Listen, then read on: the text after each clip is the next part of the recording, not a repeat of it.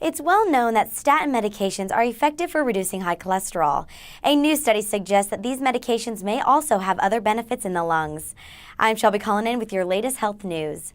Bronchiectasis is an inflammatory lung condition that causes people to cough, have excessive phlegm, and experience repeated chest infections.